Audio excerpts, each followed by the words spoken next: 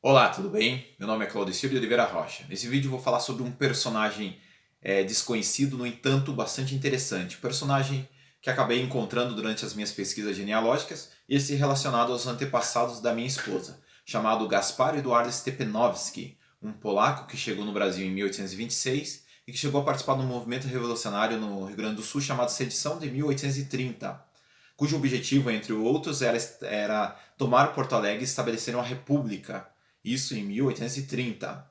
Eu tenho pesquisado já há algum tempo sobre esse personagem, o Gaspar Eduardo Stepanowski. No entanto, ainda faltam alguns documentos, algumas informações, alguns dados, mas o que tem até o momento eu gostaria de compartilhar com vocês. O que eu sei é que ele chegou no Brasil no dia 13 de setembro de 1826, no porto do Rio de Janeiro, vindo do porto de Hamburgo. Consta no seu registro de matrícula que ele tinha 33 anos, então ele nasceu por volta de 1793. Ficou hospedado numa casa de um pastor inglês lá no Rio de Janeiro. Também consta que ele era capitão de cavalaria do exército polonês. Provavelmente ele participou das guerras de independência da Polônia, que vivia sob domínio prussiano, domínio russo, domínio austríaco. Nessa mesma época também chegam outras famílias, famílias batizadas nessa guerra prussiana. Ele vai ficar no Rio de Janeiro até dezembro de 1826. Nesse meio tempo, ele vai ser engajado no exército brasileiro com a mesma patente. Então ele vai se tornar um capitão da cavalaria do exército brasileiro.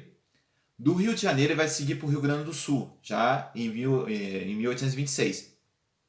Seguir e vai se fixar na colônia São Leopoldo, junto com os alemães, onde também havia outros oficiais estrangeiros com patente engajada no exército brasileiro.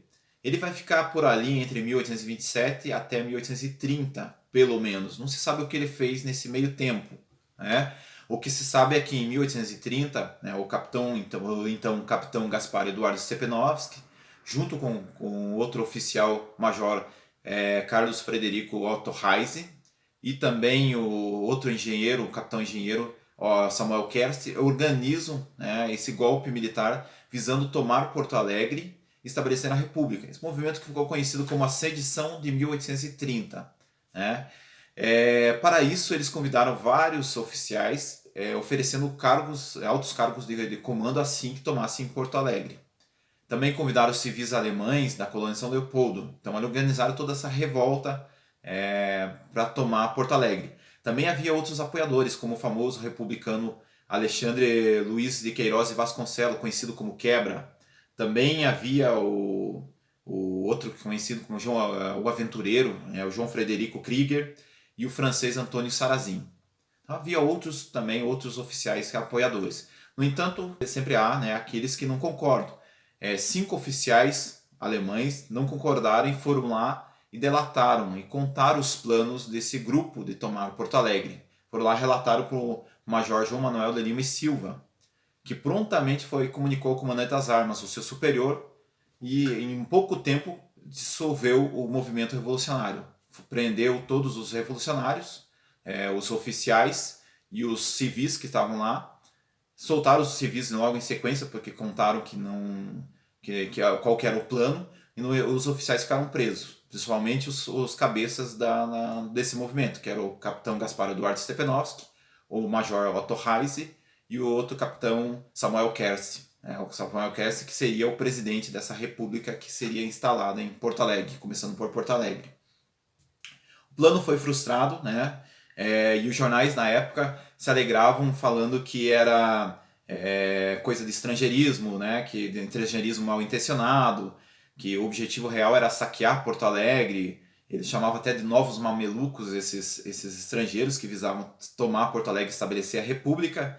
Na época o jornal diz o seguinte, eu tenho o relato aqui desse momento histórico, diz o seguinte: às 10 horas da noite do dia 28 de novembro de 1830, compareceram 5 oficiais do batalhão, o 28º Batalhão de Caçadores, em casa do comandante Sr. Major João Manuel de Lima, para participar que se tramava uma revolução nessa capital, sem saber para que fim, e que os capitães Samuel Godfroy Kerst, do Corpo de Engenheiros, e o capitão Gaspar Eduardo Stepanowski, do 6º Regimento de Cavalaria, eram agentes ou talvez os cabeças de tal revolta, pois estes oficiais tinham convidado outros mais, oferecendo-lhe postos. No dia seguinte, pela manhã, o comandante do 28º Batalhão fez o que lhe cumpria, participando tudo ao excelentíssimo general de armas, o qual, de acordo com o excelentíssimo presidente da província, tomaram logo sérias e enérgicas medidas, de maneira que os ditos capitães foram presos com o major Carlos Frederico Otto Reise para bordo do Pressiganga do dia 1º do corrente. Já no dia 2, abriu-se o juiz da ouvidoria geral e a correição da comarca a competente devassa. O major Otto Reise provavelmente foi mandado para o Rio de Janeiro. E o que acontece com os dois capitães, né, o Gaspar Eduardo Stepanovski e o Samuel Kerst, eles são presos e enviados para uma prisão que tinha na Ilha das Cobras, né, a fortaleza da Ilha das Cobras. Eles foram presos e enviados para lá. Só que em pouco tempo também eles fugiram da prisão. Né? Eles acabaram se evadindo da prisão. O major João Manuel Lima e Silva logo mandou capturá-los e que conseguiu com presteza, junto com o comandante da fortaleza da Ilha das Cobras. Assim que eles foram capturados, eles vão ser enviados para o Rio de Janeiro. E eles são enviados de uma maneira bastante interessante dentro de jaulas que transportavam animais, que era comum transportar prisioneiros, mas eles eram oficiais do exército. Então aparece na lista do Rio de Janeiro, que aparece no dia 10 de março de 1831 já, eles aparecem na lista de entrada no Rio de Janeiro. Eles foram enviados para o julgamento. Essa revolta não chegou a acontecer, né, a sedição de 1830, que um fato histórico que é pouco estudado. O que eu encontrei alguns artigos falando sobre isso, e uma que chamou a atenção foi a da historiadora Hilda Agnes Hübner Flores, né, que estudava a participação dos alemães na Guerra dos Farrapos. Ela diz o seguinte: o general João Manuel de Lima e Silva, que assumira o comando do 28º Batalhão em Santa Maria, apresentou 5 cartas de oficiais alemães que envolviam o major Otto von Reise, o capitão do 6º Regimento de Cavalaria Gaspar Eduardo Stepanovski, o capitão engenheiro Samuel Gottfried Kerst, apontando esse último como cabeça, né, o Samuel Kerst. Ela também comenta que já estavam ali, nesse momento, ensaiando passos contra o Império. A intenção desses insurrectos era formar um partido e proclamar a República no Rio Grande do Sul, da qual Samuel Kerst seria o ditador. E quem que era esse Samuel Kerst? Né? A própria Hilda Flores comenta o seguinte: ele tinha sido contratado pelo Brasil para o Imperial Corpo de Engenheiros. Kerst chegou no Rio de Janeiro em 1826 para trabalhar como ajudante do chefe e marechal de campo Gustavo Henrique von Brau. Kerst também tinha lutado na Cisplatina. Assim que ele foi enviado para o Rio de Janeiro, ele até acaba criticando a abdicação de Dom Pedro I e ele volta para a Alemanha, né, o Samuel Kerst, esse revolucionário. O major Otto Reise, né, ele era um revolucionário por natureza. Ele já tinha participado das lutas de independência da Bolívia e do México, então ele chega no Brasil para fazer esse novo movimento republicano. Assim que ele vai para o Rio de Janeiro e é absolvido, ele volta para o Rio Grande do Sul, vai participar da Guerra Farroupilha, a Revolução dos Farrapos. E vai ser preso em 1835, logo no início, vai ser preso e enviado para uma cadeia na Bahia. Só que no caminho ele acabou morrendo afogado no rio Guaíba, consta nos documentos, um afogamento bastante estranho, segundo o relato. Em relação ao capitão Gaspar Eduardo Stepanovski, né, que é o objeto dessa nossa fala, ele ficou na corte pelo menos até 1835, pelo que consta. Ele ficou tentando ali lutar pelos seus direitos e ser absolvido, né, do crime de sedição, já que o crime de sedição tinha sido promulgado alguns dias antes da revolta que eles tentaram lá. Foi dia 25 de novembro de 1830, então em 28 eles acabaram cometendo o crime de sedição, né, tentando convidar esses oficiais oferecendo postos de comando. Então ele vai várias vezes tentar essa absolvição até conseguir. O primeiro requerimento que aparece está no dia 17 de fevereiro de 1831 à Câmara dos Deputados, pedindo que possa ser reintegrado ao Exército, né, o Exército, a patente de capitão, alegando que ele tinha sido ferido durante um combate. Né, esse é o que consta. Diz o seguinte o documento dele, esse pedido dele: Ilmo excelentíssimo senhor, a regência em nome do imperador, à vista da informação da vossa excelentíssima, de 17 de fevereiro, sobre o requerimento de Gaspar Eduardo Stepanovski, em que pede para ser reintegrado no posto de capitão do Exército do Brasil, alegando ter sido gravemente ferido em serviço. Tem resolvido mandar os necessários despachos para que ele ser compreendido na exceção do artigo 4º da Lei de 24 de novembro de 1830, quando foi feita a lei e foi aprovada no dia 25 de novembro. Mas para que se guarde exatamente, a par da justiça dos indivíduos, as formalidades prescritas pela mesma lei, ordena que Vossa Excelência haja de declarar que se lhe constou oficialmente grave ferimento que o dito Stepanovski teve em combate, teve no choque, havido com o partido inimigo da outra parte do Jaguarão, e outro sim, se nessa época Vossa Excelência comandava em chefe o Exército do Sul, Deus guarde a Vossa Excelência. Isso é um documento de 1835, ele pedindo para ser reintegrado ao Exército porque tinha sido ferido, daí havia uma exceção da lei. Outro documento que também comenta sobre esse episódio fala o seguinte: Gaspar Eduardo Stepanovski, polaco, representa esta augusta Câmara que, tendo sido engajado para servir no Exército do Brasil no ano de 1826, fora lhe conferida a patente de capitão de lanceiros do 6º Corpo de Cavalaria do Rio Grande do Sul, onde se conservou até o ano de 1831, em que foi demitido em virtude do artigo 4º da Lei de 25 de novembro de 1830. O suplicante, julgando injusta a sua demissão, em consequência de ter sido ferido pelo inimigo em um combate do outro lado do Jaguarão, o que tudo prova em documentos, quer dizer, ele acabou levando os documentos que ele foi ferido nessa batalha. Pede a essa augusta Câmara, haja de o declarar compreendido na exceção do artigo 4º de 25 de novembro de 1830. A Comissão de Guerra e Marinha, a quem foi remetido o requerimento do suplicante, para que seja reintegrado ao Exército, conquanto reconheça pelos documentos juntos à Justiça da sua pretensão, é de parecer que, competido ao governo na decisão do negócio. Até o trâmite burocrático, né? O fato é que ele o requerimento dele vai ser aprovado, ele vai ser reintegrado ao Exército. Ele vai conseguir de novo o posto de capitão de cavalaria do Exército Brasileiro. Depois dessa aprovação, ele fica ali na corte, né, até 35. Nesse mesmo ano ele faz um outro requerimento, ele se propõe uma missão para cumprir. Ele se propõe uma missão de catequizar e civilizar os índios. O requerimento diz o seguinte, né, em que o dito capitão Gaspar Eduardo Stepanovski, oferecendo seus serviços à empresa de civilizar os índios que habitam as margens do Rio Doce e sertões de Minas Gerais. Daí acaba pedindo também o cavalo, transporte e todo o resto que precisa para essa empreitada. Não se sabe se esse pedido foi aceito porque não aparece que foi aprovado ou não.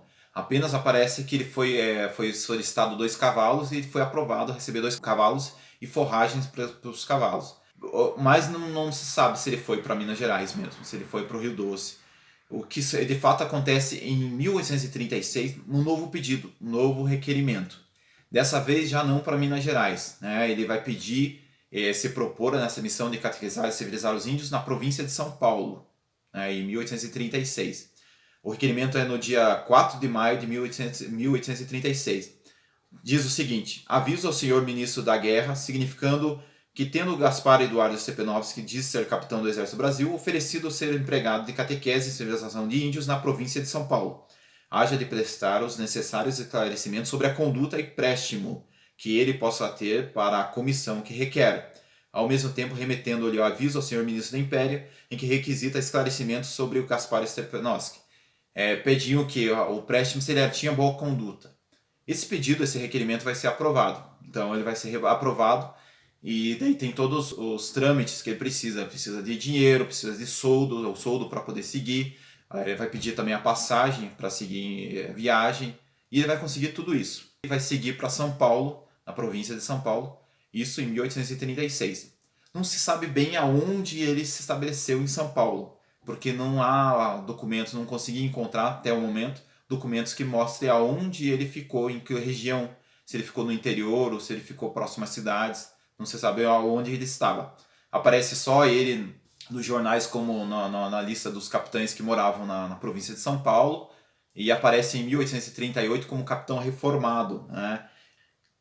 Isso nos jornais, né? Aparece nos jornais. Outra coisa que mostra que ele também estava lá é a venda de uma fazenda na freguesia de Santa Efigênia, vendendo uma fazenda, mas não se sabe aonde que está. Eu acredito, né, que possivelmente ele estava fixado no Vale da Ribeira, né, a região fronteiriça com o Paraná, que na época o Paraná pertencia à província de São Paulo. Por quê? Porque partindo dali da província de São Paulo, ele vai seguir o rio Ribeira e vai se estabelecer num local próximo de Curitiba, próximo da cidade chamada Rio Branco também, um vilarejo chamado Ribeirinha. Por isso eu acredito que ele ficou ali na região do Vale do Ribeira e seguiu até esse local chamado Ribeirinha. Quando ele segue para Ribeirinha, ele já não está só. Ele já chega a Ribeirinha com uma esposa e 4 filhos. E outro fato também interessante, que ele chega com escravos, um polonês que tem escravos. Consta em alguns inventários que ele tinha até 9 escravos. Eu encontrei 6 com registro, 6 escravos registrados.